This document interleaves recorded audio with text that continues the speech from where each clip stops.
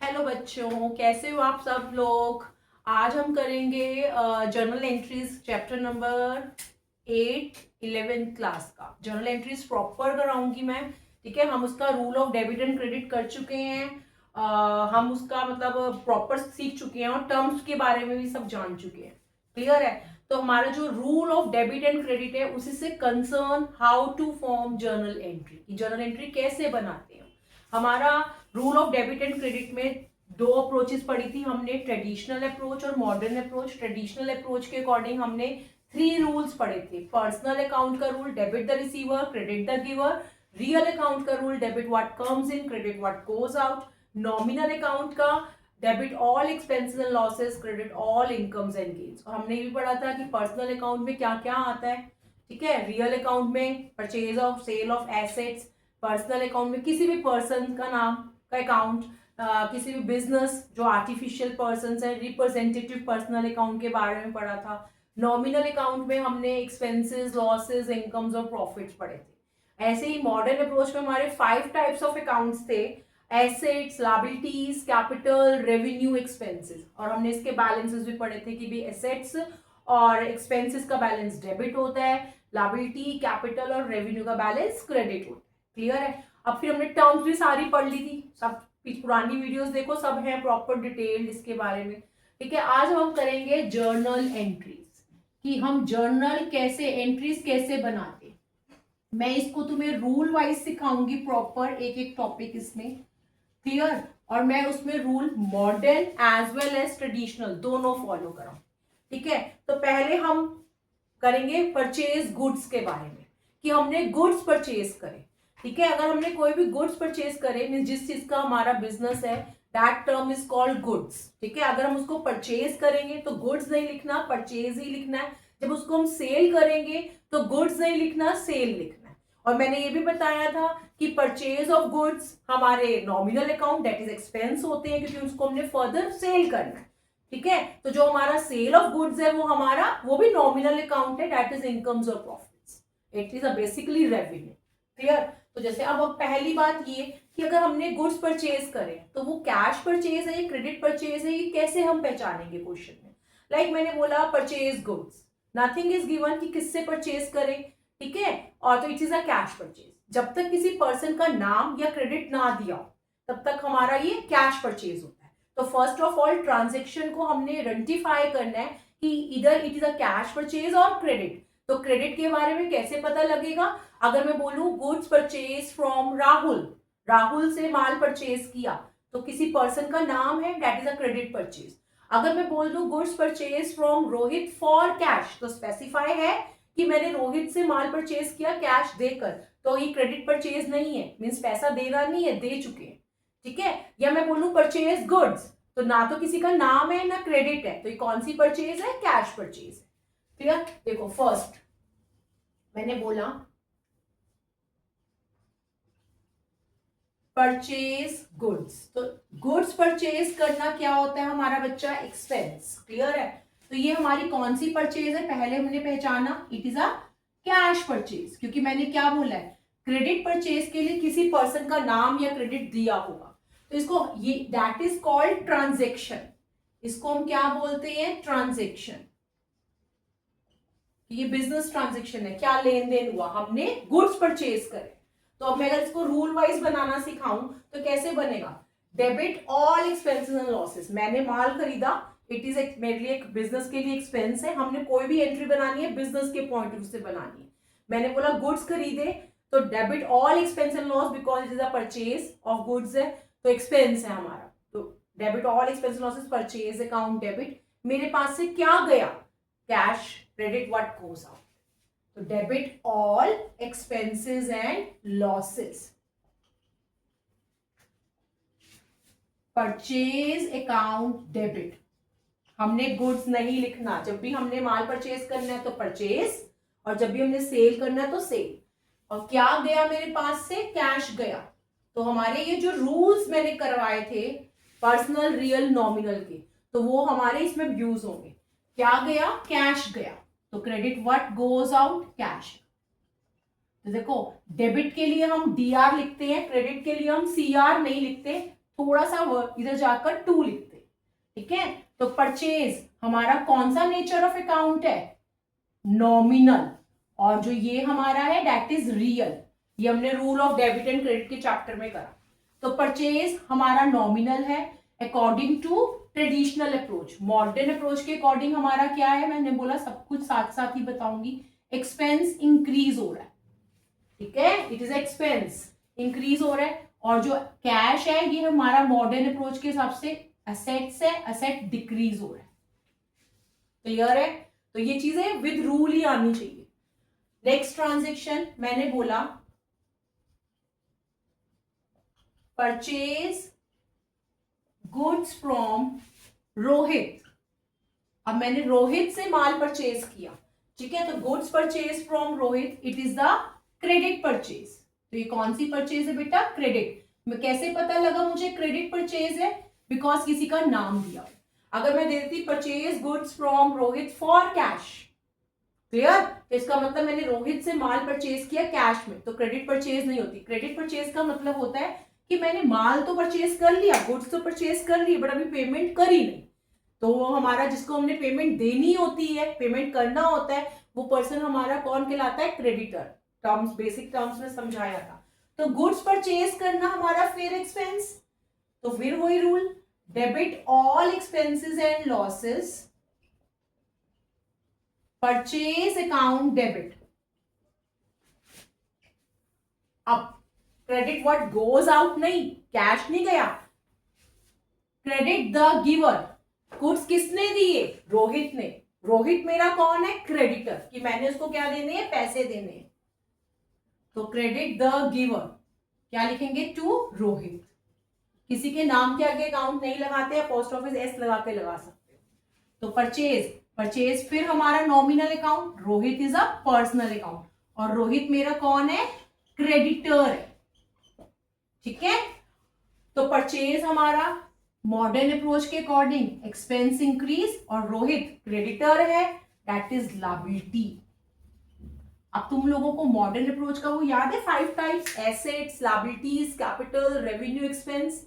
उनके बैलेंसेस होते हैं, जैसे एसेट का डेबिट है, किसी को भी इंक्रीज करना है सेम बैलेंस, डिक्रीज करना है तो opposite balance. Like asset, asset अगर इंक्रीज, एसेट का बैलेंस है डेबिट, अगर उसको इंक्रीज करना है, बढ़ाना है, तो क्या करेंगे, डेबिट। अगर उसको डिक्रीज करना है तो क्या करेंगे, क्रेडिट। जैसे ऊपर वाली ट्रांजेक्शन में देखो कैश गया तो एसेट कम हुई ना, तो देखो मैंने कैश क्रेडिट किया हुआ है और उसी के आगे लगाया asset decrease column, decrease arrow लगाया। क्लियर है? तो ऐसे इसमें debit all expense and losses, purchase account debit, that is expense increase, क्योंकि परचेज करा है, गुड्स परचेज करे, हमारे एक्सपेंसेस हैं। और किससे परचेज करे, रोहित से। रोहित हमारा क्रेडिटर, क्रेडिटर क्या होती है, लायबिलिटी, और लायबिलिटी इंक्रीज हो रही कि पैसा उसको भी हमने देना है। क्लियर है बेटा? तो पहले हमने क्या समझा कि गुड्स परचेज करें, कैसे पहचानेंगे कि कैश परचेज है, क्रेडिट परचेज है। अगर हमारे को किसी पर्सन का नाम दिया है या क्रेडिट दिया है तो it is a credit purchase, otherwise वो कैश परचेज। नोट डाउन करो इसको। देखो नेक्स्ट,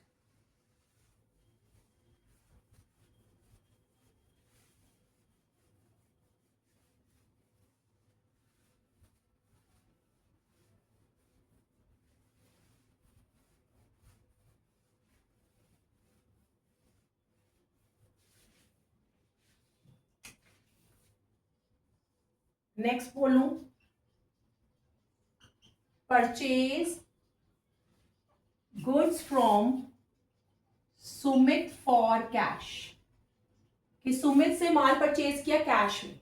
अगर मैं फॉर कैश छुपा दूं तो it's a credit purchase, but for cash means कि मैं माल परचेज करके लाई और पैसा देकर आई, तो मैं उसको अपना क्रेडिटर नहीं बनाऊंगी कि मैंने पेमेंट करनी नहीं है, कर चुकी। तो मैंने गुड्स परचेज करे सुमित से कैश में, it is a cash purchase. फिर वही rule, debit all expenses and losses. देखो कभी भी हमारा जो परचेज है वो कभी पर्सनल या रियल नहीं बनेगा, और उधर हमारा वो एक्सपेंस के अलावा कुछ और नहीं बनेगा। बिकॉज मतलब क्या था परचेज का, कि हमने जो माल परचेज किया, जिस चीज का हमारा बिजनेस है उसको हमने परचेज करा रीसेल करने के लिए, तो सो अभी के लिए वो हमारा एक्सपेंस बन जाता है। तो debit all expenses and losses, purchase account debit, और कैश गया, credit what goes up.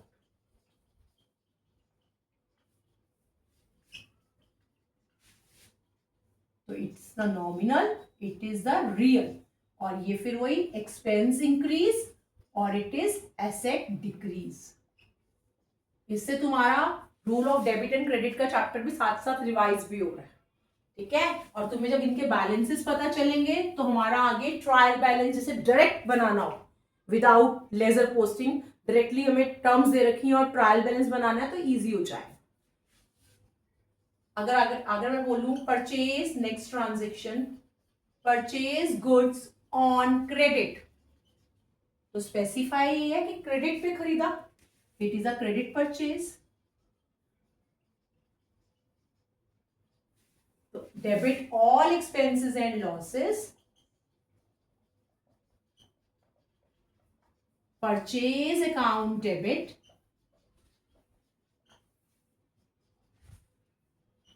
Credit the giver. अब तुम सोचोगे भाई नाम तो नहीं है हमारे पास कि किससे हमने माल खरीदा, तो कोई बात नहीं, जिससे हमने माल खरीदा हमने उसको पेमेंट करना है, that person is called creditor for us. तो टू क्रेडिटर्स, तो इट्स नॉमिनल, इट्स पर्सनल, और हमारा परचेज एक्सपेंस इंक्रीज हो रहा है और क्रेडिटर्स लायबिलिटी इंक्रीज हो रही है। क्लियर बच्चा? अगर मैं अब अगली ट्रांजेक्शन दे दूं, purchase goods from Amit on credit, तो फ्रॉम अमित मैं हटाऊं तब भी क्रेडिट परचेज है, ऑन क्रेडिट हटाऊं तब भी क्रेडिट परचेज, तो सेम बने। क्लियर है? तो ये है हमारा परचेज ऑफ गुड्स, इधर कैश और क्रेडिट। ऐसे ही सेल ऑफ गुड्स, जब हमने माल बेचा, जिस चीज का हमारा बिजनेस है, कैसे पहचानेंगे क्रेडिट है? किसी का नाम दिया या क्रेडिट दिया, अदरवाइज वो कैश सेल होगा। तो अगर मैंने बोला गुड्स सोल्ड, तो ये कौन सी सेल होगी? Cash cell. तो क्या आया? कैश आया। प्रैक्टिकली सोचो, उसको समझो, क्या आया? रूल अपने आप निकल रहा है, debit what comes in cash account debit. Cash क्यों आया? बिकॉज हमने गुड्स सोल्ड करे, तो गुड्स सोल्ड करना क्या होता है? Credit all incomes and gains. जब हमारा परचेज करना एक्सपेंस है, अभी एक्सपेंस हुआ, बाद में उसको जब बेचा तो इनकम और profits, that is a revenue. ठीक है, जैसे देखो सोल्ड गुड्स, तो कौन सी सेल है बेटा? Cash cell. कैश सेल का मतलब मीन्स पैसा आया, माल मैंने बेच दिया, तो credit all incomes and gains. तो कैश आया तो रूल्स याद देखो, डेबिट व्हाट कम्स इन, क्या आया? Cash account debit. कैश क्यों आया? Credit all income and gains या प्रॉफिट्स टू सेल्स अकाउंट। हम टू गुड्स नहीं लिखते, अगर परचेज करा है, purchase means purchase of goods, जिस चीज का हमारा बिजनेस है। Sale means sale of that goods, जो हम जिस चीज का हमारा बिजनेस है उसको बेचा। Cash is real, sale is nominal. और ये यहां पर हमारा मॉडर्न अप्रोच के according cash is asset, asset increase हो रहा है, तो एसेट का बैलेंस क्या था? Debit. If it is increase तो डेबिट, तो डेबिट हो रहा है, देखो proof. Sale is a revenue, ठीक है, रेवेन्यू का बैलेंस क्या होता है? क्रेडिट। यहां पे सेल बढ़ रही है, रेवेन्यू बढ़ रहा है, रेवेन्यू का बैलेंस क्या है? Credit. If it is increase तो क्रेडिट। क्लियर? तो sold goods for cash, note down करो इसको भी।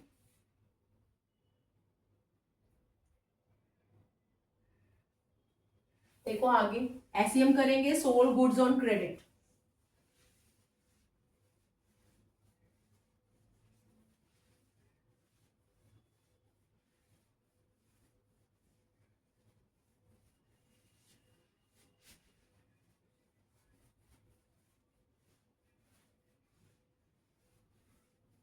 यहां पे मैं तुम लोगों को कुछ भी रट्टा नहीं लगवा रही, रूल्स को हाउ टू अप्लाई, कि जिससे कि कल को कोई भी ट्रांजेक्शन आए, अगर आपको ट्रांजेक्शन का मीनिंग समझ आएगा तो आप उसमें रूल अप्लाई करके अपनी जर्नल एंट्री फॉर्म कर सकते हो। ठीक है, बेसिक क्लियर होना चाहिए। नेक्स्ट देखो, sold goods to Rahul. Rahul को मैंने माल सेल किया, ठीक है, तो नाम आया ना किसी पर्सन का, that is credit sale. Credit sale का मतलब क्या है कि मैंने माल तो बेच दिया बट पैसा नहीं आया, तो जिस पर्सन से हमने पैसा लेना होता है that person is called debtor for us. Clear? तो इसमें देखो रूल क्या लगेगा, अब तुम खुद सोचो कि जब हमें माल बेचा वो तो मेरा credit all income and gain sale ही है, क्रेडिट ही है, ठीक है। बट डेबिट में क्या लगेगा, जर्नल एंट्री में एक डेबिट और एक क्रेडिट पक्का होता है, और मल्टीपल डेबिट और मल्टीपल क्रेडिट हो सकते हैं, पर टोटल डेबिट का और इक्वल टू टोटल क्रेडिट का वो सेम होना चाहिए। अभी तो हम सिंपल एक सिंगल कर रहे हैं कि एक डेबिट एक क्रेडिट, ठीक है। अभी इसमें अगर मैं इसमें अमाउंट भी लिख दूं, suppose sold goods to Rahul for ₹20,000, कि मैंने 20,000 का माल बेचा राहुल को, तो राहुल से मैंने पैसा लेना है। क्यों लेना है? क्योंकि राहुल ने क्या लिया, गुड्स। तो हमारा रूल है ना, डेबिट द रिसीवर, लेने वाला, क्या लेने वाला, गुड्स। तो debit the receiver Rahul, debit, credit all incomes and gains to sales account. तो राहुल डेबिट कितने से बेटा, 20,000। देखो ऐसे होता है, अमाउंट भी दिए होते हैं। अब राहुल मेरा कौन है, personal account as per traditional approach, और जो सेल है वो नॉमिनल अकाउंट, ठीक है। राहुल मेरी क्या है, एसेट। क्यों एसेट? क्योंकि मैंने पैसा इससे लेना है, that is called debtors for us. मैं यहां पे लिख देती हूँ कि ये हमारा डेटर है, क्लियर, जिससे पैसा लेना होता है। और जो सेल है वो क्या है बेटा, हमारी रेवेन्यू इंक्रीज हो रही है, क्लियर। साथ साथ में मॉडर्न अप्रोच का जो इंक्रीज डिक्रीज समझाया था वो भी समझाया जा रहा है। नेक्स्ट देखो,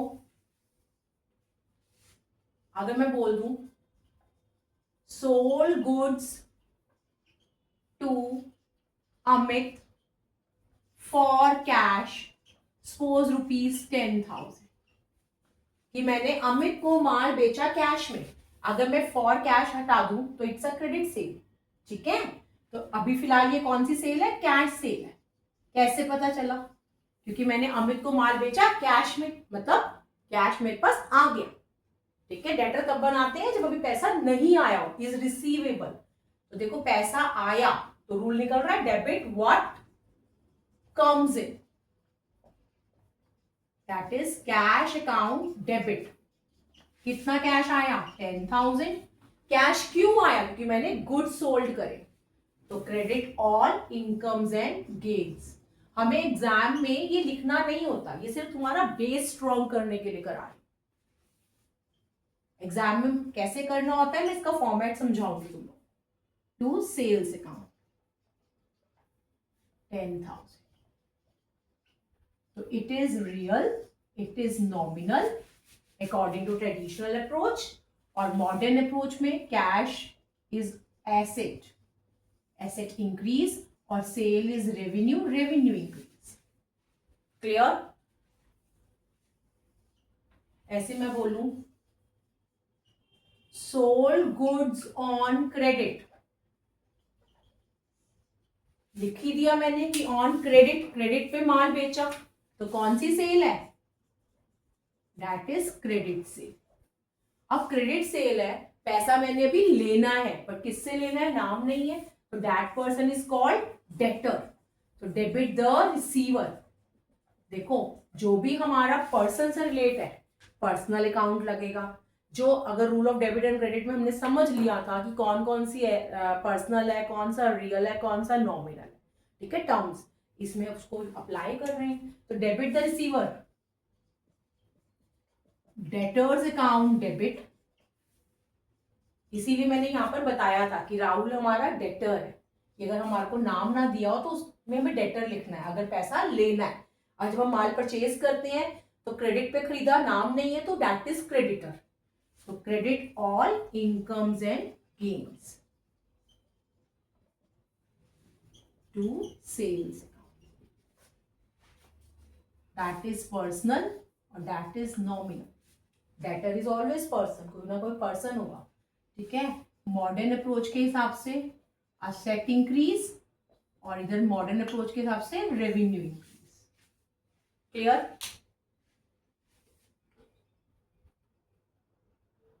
तो नोट करो। तो अभी हमने क्या कर लिया बेटा, परचेज ऑफ गुड्स और सेल ऑफ गुड्स, कैश और क्रेडिट दोनों बेसिस पे। क्लियर है? दोबारा बता रही हूँ, क्रेडिट कैसे पता चलेगा? किसी पर्सन का नाम दिया हो या क्रेडिट दिया हो, नाम के साथ कैश भी स्पेसिफाई है तो कैश ही है। क्लियर? अच्छा, ये तो हमने बात करी गुड्स की। इसी से रिलेटेड मैं बताऊं, कोई एसेट परचेज करिए, like purchase machinery, it's not a goods. Clear? Machinery purchase करी तो एसेट परचेज है। तो एसेट परचेज और एसेट सेल करना हमारा किस अकाउंट में आता था? Real account. ठीक है? तो गुड्स परचेज करना और गुड्स सोल्ड करना हमारा नॉमिनल है। परचेज ऑफ गुड्स हमारे एक्सपेंसेस है और सेल ऑफ गुड्स हमारे रेवेन्यूज है, दोनों nominal.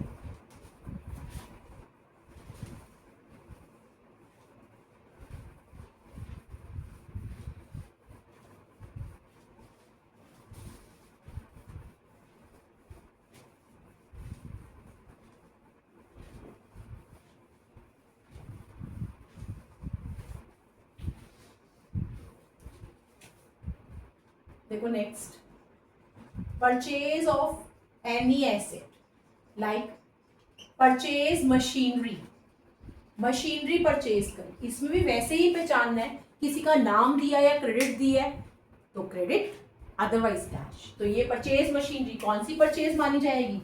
It is a cash purchase of asset. पर एसेट को परचेज करना हमारे लिए क्या होता है? रियल। तो मशीनरी हमने परचेज करी तो machinery I, debit what comes in, क्या आई? मशीनरी। Machinery account debit. अब मशीनरी आई, गया क्या मेरे पास से? Cash. Credit what goes out, क्या गया? कैश। तो देखो इसमें दोनों ही रियल का लग रहा है, डेबिट और क्रेडिट, क्योंकि रियल अकाउंट का क्या रूल था? Debit what comes in, credit what goes out. तो ये क्या कैसे रूल लगना है? It's depend on the transaction. ठीक है? तो दोनों ही हमारे कौन सा नेचर ऑफ अकाउंट है? As per traditional real. ठीक है? और दोनों ही क्या है? हमारी एसेट्स हैं। पर ऊपर हमारी मशीनरी जब हम परचेज कर रहे हैं तो एसेट इंक्रीज हो रही है, और जब कैश जा रहा है तो हमारी एसेट डिक्रीज हो रही है। क्लियर? नेक्स्ट मैं बोलूं परचेज बिल्डिंग फ्रॉम राज। राज से मैंने बिल्डिंग परचेज करी, नाम आ गया तो it is a credit purchase. It is a credit purchase. बस ये ध्यान रखना है बच्चों कि जब भी हम कोई असेट परचेज कर रहे हैं तो हमने गुड्स परचेज नहीं लिखना। ठीक है? हमें असेट का नाम लिखना है। Purchase indicates for the purchase of goods और sale indicates for the sale of goods. तो देखो इसमें क्या बनेगा? बिल्डिंग परचेज करी तो बिल्डिंग आई, debit what comes in, building account debit. अब हमने किससे खरीदी? राज से। It is a credit purchase, पैसा देना है तो क्रेडिट द गिवर, बिल्डिंग देने वाला कौन है हमें? राज। और राज हमारे लिए क्या है? क्रेडिटर, क्योंकि हमने उसको पैसे देने। तो बिल्डिंग इज द रियल और Raj is the personal according to traditional approach. और according to modern approach building आई तो बिल्डिंग एसेट बढ़ रही है, और creditor, Raj is a creditor, creditor is a liability, liability increase. Clear? तो अभी हमने क्या सीख लिया? Purchase of asset, for cash purchase, for credit purchase. तो सेम वही फंडा कि अगर हमें किसी का नाम दिया है या क्रेडिट दिया है तो it is a credit purchase. अगर किसी क्रेडिट परचेज है, क्रेडिट सेल। अगर किसी का नाम नहीं दिया, क्रेडिट नहीं दिया तो it is a cash.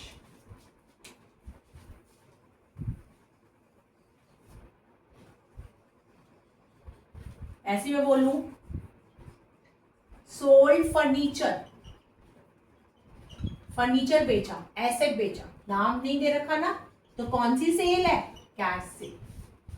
Clear? Cash cell है तो हमारा क्या होगा?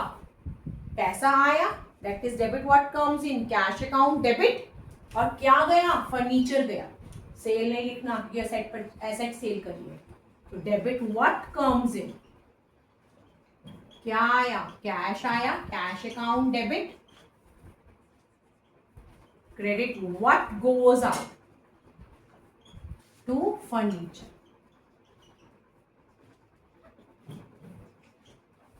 ठीक है, दोनों ही क्या है हमारे, फिर रियल अकाउंट। देखो रूल लग गया ना रियल का, debit what comes in, credit what goes out. और हमारा दोनों ही एसेट है, बट कैश आ रहा है तो एसेट इंक्रीज, और फर्नीचर हम बेच रहे हैं तो एसेट डिक्रीज। क्लियर है?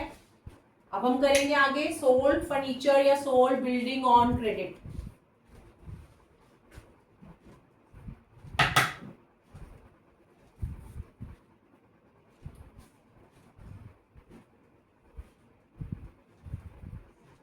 देखो नेक्स्ट,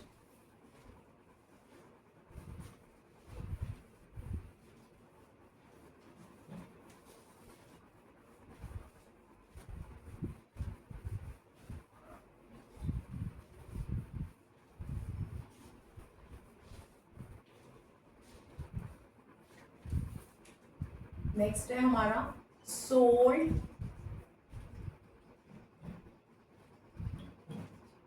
बिल्डिंग टू मोहित। मोहित को हमने बिल्डिंग बेची, क्लियर है, नाम दे रखा है, तो कौन सी सेल है बेटा, क्रेडिट सेल। तो बिल्डिंग अगर मैंने बेची है तो पैसा भी आया नहीं है, लेना है, किससे लेना है, मोहित से। तो मोहित मेरा कौन है, डेटर, और he is also receiver the building, जिसने बिल्डिंग रिसीव करी। तो debit the receiver, Mohit debit, ठीक है, और क्या गई, credit what goes out to building. Sale नहीं लिखना बिकॉज सेल ऑफ एसेट है, टू बिल्डिंग अकाउंट। ठीक है, मोहित हमारा क्या है, डेटर है। मोहित कौन है हमारा, डेटर। ये तुम्हें समझाने के लिए लिख रही हूँ, क्लियर है? किसी का नाम ना दिया हो, सोल्ड बिल्डिंग ऑन क्रेडिट, तो कैसे बनाएंगे, डेबिट द रिसीवर, डेटर। अगर नाम दिया तो नाम ही लिखना है। तो मोहित हमारा पर्सनल अकाउंट और बिल्डिंग इज रियल अकाउंट। और मोहित भी एसेट, क्योंकि डेटर एसेट होती है, पैसा जिससे लेना होता है, एसेट इंक्रीज। और जब बिल्डिंग बेच रहे हैं तो एसेट इज डिक्रीज। क्लियर? तो अभी तक हम 4 चीजें कर चुके हैं, purchase of goods, sale of goods, purchase of asset और सेल ऑफ एसेट। बस ये याद रखना है, जब भी हमने गुड्स परचेज करने हैं तो गुड्स नहीं लिखना, परचेज लिखना है। जब भी हमने गुड्स सोल्ड करने हैं तो गुड्स नहीं लिखना, सेल लिखना है। परचेज और सेल मीन्स परचेज और sale of goods, it is in the nominal account. और according to modern approach, purchase is expense और सेल इज रेवेन्यू। क्लियर? और जब हम परचेज ऑफ एनी एसेट या सेल ऑफ एनी एसेट, तो purchase sale नहीं लिखना, उस एसेट का नाम लिखना। क्लियर? और क्रेडिट कैसे पता लगेगा, किसी का नाम दिया है या क्रेडिट दी है। जब भी हम कुछ परचेज करेंगे क्रेडिट में तो हमारे क्रेडिटर्स बढ़ेंगे, ठीक है। जब हम कुछ माल बेचेंगे या सेट बेचेंगे क्रेडिट पे तो हमारे डेटर्स बढ़ेंगे। क्लियर है? किसी का नाम ना दिया हो, कुछ सेल किया हमने, नाम नहीं दिया पर क्रेडिट पे सेल करा, तो अब सोच लेंगे क्योंकि जिससे हमने पैसा लेना है that person is called debtor for us, और जिसको पैसा देना है that person is called creditor for us. और डेटर हमारी एसेट होती है और क्रेडिटर हमारी लायबिलिटी होती है, जो हमने पेमेंट्स करनी है। क्लियर है? जिसको बेसिक टर्म्स वगैरह क्लियर है उनके लिए थोड़ा आसान हो जाएगा करना। अगर नहीं करा हुआ तो मेरी पिछली वीडियोस देखो जिसमें rule of debit and credit और बेसिक टर्म्स प्रॉपर्ली समझा रखी है, देन इसको करें जर्नल एंट्रीज। क्लियर है? इतना देखो पहले।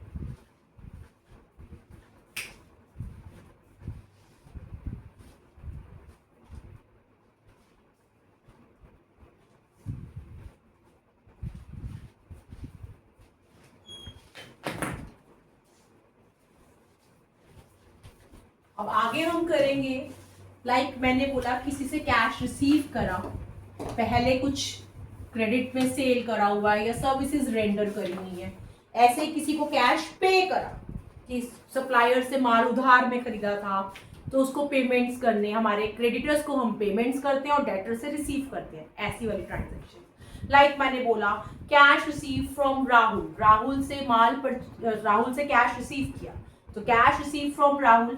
अगर राहुल से कैश मुझे आया, बिजनेस के पॉइंट से एंट्री बनानी है, क्या आया, debit what comes in cash, किसने दिया, राहुल ने, तो क्रेडिट द गिवर। तो राहुल मेरा कौन होगा, इसका मतलब मेरा डेटर होगा। क्लियर? मैंने बोला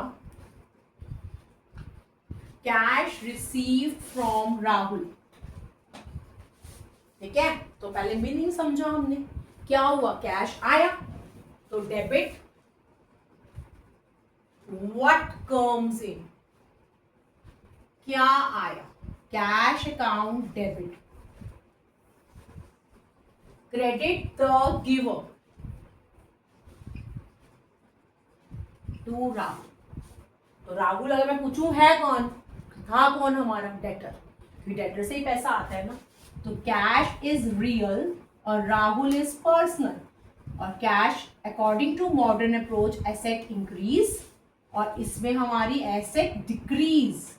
कैसे एसेट डिक्रीज, बिकॉज राहुल मेरा कौन था, डेटर, जब उससे पैसा आ गया तो मेरा क्या हो गया, डेटर्स, एसेट डिक्रीज हो गया। क्लियर है। अगर ऐसे मैं बोलूं, कैश पे टू अमन, अमन को मैंने कैश पे करा, ठीक है, तो हु इज अ रिसीवर, अमन, और मेरे पास से क्या गया, कैश गया। देखो वो 3 रूल के इर्द गिर्द ही ट्रांजेक्शन आराम से चल रही हैं, उसके अलावा कुछ भी नहीं है। Debit the receiver, Aman, debit, credit what goes out, क्या गया, कैश। ठीक है, it is a personal, Aman is a personal और कैश इज रियल। अब अमन को मैंने पैसा दिया तो अमन मेरा था कौन, क्रेडिटर, क्योंकि क्रेडिटर को पेमेंट करते हैं ना, तो दैट इज लायबिलिटी डिक्रीज। अब बताती हूँ, देखो लायबिलिटी का बैलेंस क्या था, क्रेडिट, अगर वो डिक्रीज हो रही है तो क्या करते हैं, डेबिट, डेबिट हो रही है ना, प्रूफ। और कैश गया, असेट डिक्रीज, असेट का बैलेंस क्या था, डेबिट, अगर वो डिक्रीज हो रही है तो क्या करते हैं, क्रेडिट। क्लियर बेटा।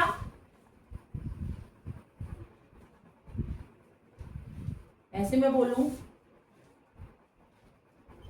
Cash paid by Amit, cash paid by Amit, Amit ने कैश पे किया। अगर अमित ने पे किया तो हमारे बिजनेस में क्या, हमारे पास क्या आया, कैश आया।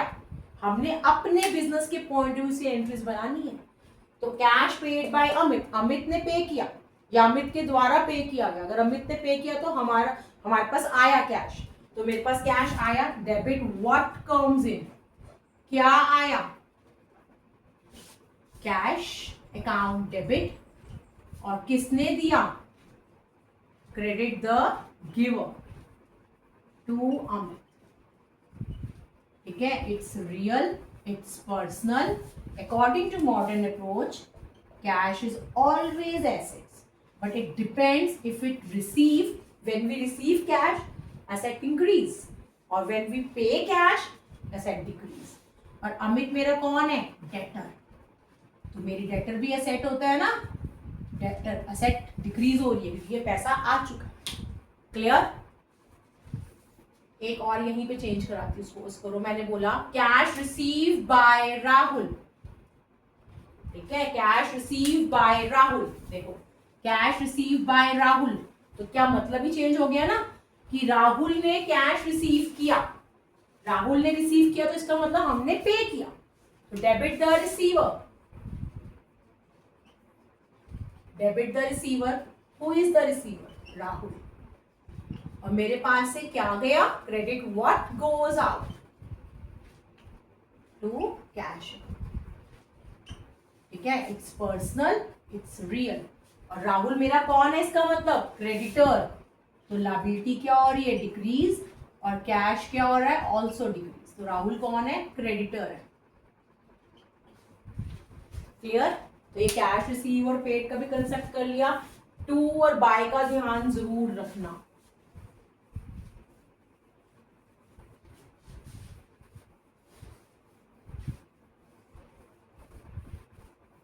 तो अभी तक हम कर चुके हैं purchase of goods, sale of goods, purchase of assets, sale of assets, cash और क्रेडिट बेसिस दोनों, और कैश रिसीव पेड का कंसेप्ट। ठीक है, अब मैं करा रही हूँ paid suppose any expenses, like मैंने बोला पेड रेंट, तो रेंट पे किया, तो व्हेन वी पेड तो it is expense for me.